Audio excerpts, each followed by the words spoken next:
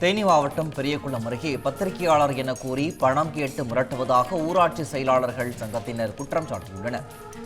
ஜெயமங்கலம் ஊராட்சி அலுவலகத்தில் கள ஆய்வு என்ற பெயரில் 15 பேர் வந்து அவதூறு செய்தி வெளியிடுவதாக கூறி பணம் கேட்டு மிரட்டியதாக ஊராட்சி செயலாளர் கோபால் புகார் தெரிவித்துள்ளார். இதேபோல பல ஊராட்சிகளும் மிரட்டல் தொடர்வதாக கூறி எஸ்பி மற்றும் ஆட்சியரிடம் புகார் அளிக்கப்பட்டுள்ளது. இது தொடர்பாக நடவடிக்கை எடுக்காவிட்டால் மாநில அளவில் போராட்டம் நடத்தப்படும் எனவும் அவர்கள் எச்சரித்துள்ளனர்.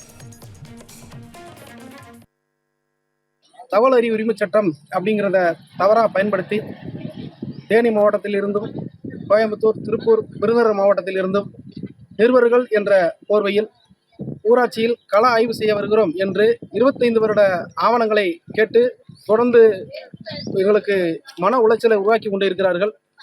இவர்கள் தற்போது பெரியகுளம் ஒன்றியம் ஜெயமங்கலம் ஊராட்சியில் வேலை பார்த்து கொண்டிருக்கும் அண்ணன் கோபால் அவர்களுக்கு நேற்றைய தினம் கள ஆய்வு என்ற பெயரில் 15 நபர்கள் சென்று அவருக்கு ஆய்வு செய்ய வந்திருக்கிறோம் என்று அவருக்கு மன உளைச்சலை கொடுத்திருக்கிறார்கள்.